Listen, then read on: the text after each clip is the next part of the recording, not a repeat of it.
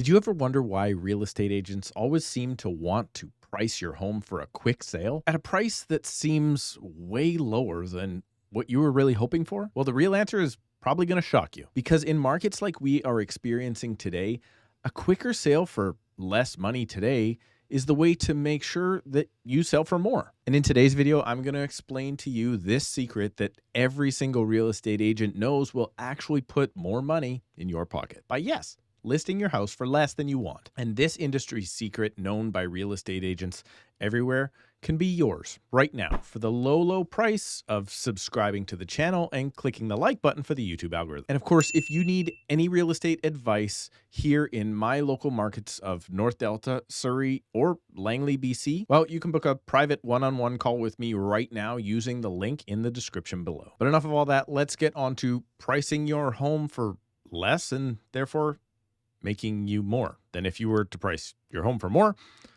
and then eventually sell for less. What? Wait, what? Huh? You see, many people just like yourself will interview multiple agents, maybe 1 to 3, when it comes time to list your property for sale. And unfortunately, often the listing doesn't go to the real estate agent with the best qualifications or the best track record for actually getting homes sold in your area. No, often, in fact, the listing goes to the real estate agent who just tells you the highest price. As a matter of fact, that is some agents' entire marketing plan. So much so that we have a saying for it in the industry, and that is, Well, you can't get the price reduction if you don't have the listing. meaning that many agents just tell you a higher price so you sign on the dotted line with them, even though they know that that price won't get your home sold, but now they have your listing. So now maybe they have somewhere between 90 and 180 days to, well, try and get you down to a saleable price of which they probably knew was the right price in the first place. But there's a reason that many agents tell you a lower and more realistic price. And that's because they know that in markets like the one we're experiencing today, that today's selling price will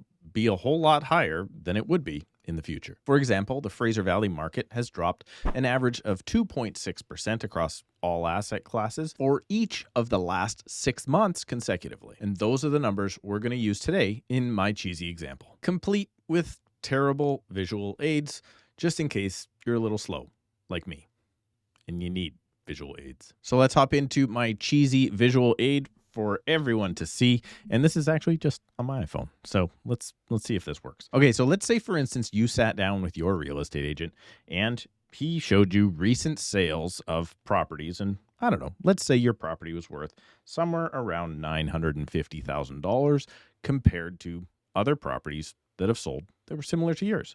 But of course, your property is always nicer. I've never met a seller yet who didn't think their property was nicer or worth more than maybe the one down the street. So for certain, you want to list your home somewhere around that $1 million mark. But now let's pretend we're in a market not like today and that the market was going up. Well, if at some point in time the market is increasing, let's call it, like we said, 2.5% per month. Well, if that's the case, then the pricing line is going to start to trend up.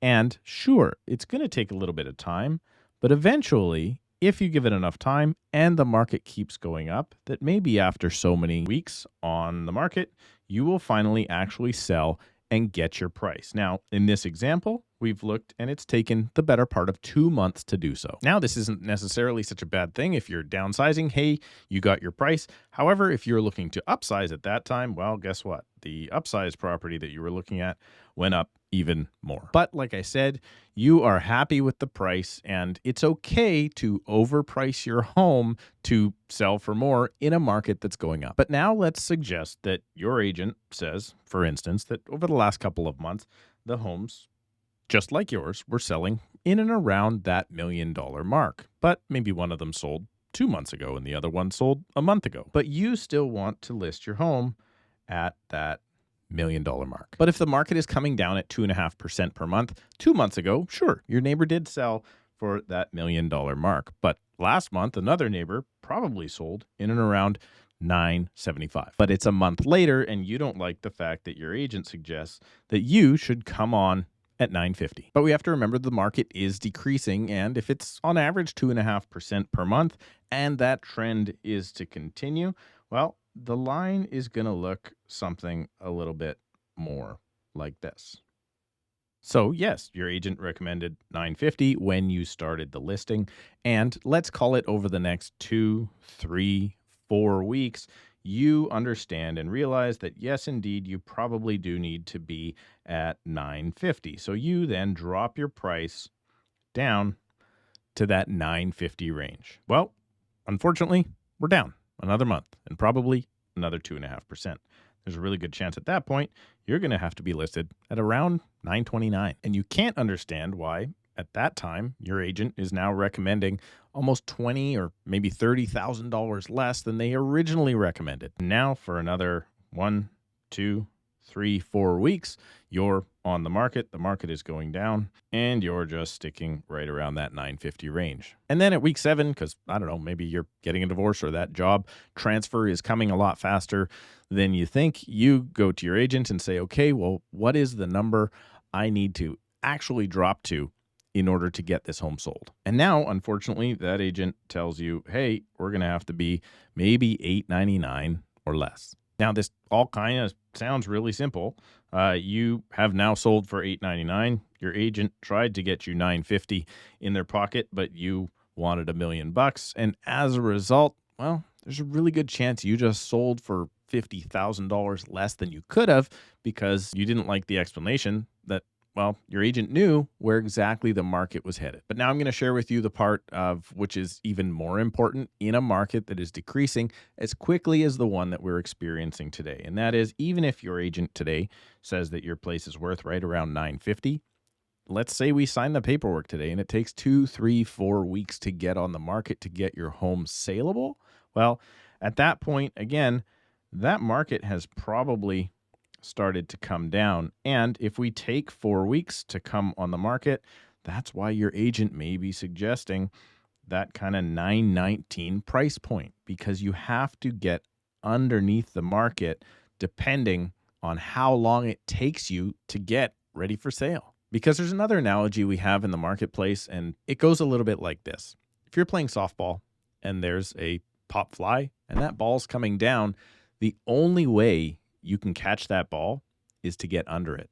And pricing your home in a market like this is very much the same. And that's all there basically is to it. Declining prices are likely the reason your agent is telling you a lower price than you would like to sell for. And believe it or not, it's probably something that you need to hear, even if it's not good news. An honest realtor showing you examples like this will in fact help you sell for more, even though you think you're selling for less. And of course, if you're thinking of selling in Surrey or the Fraser Valley, well, you can book a selling consultation with me right now down below in the description at a time that works best for you. And then hopefully my team can help you sell for more. And then all you have to do is kick back, subscribe, click the like button, and see me in a couple of days.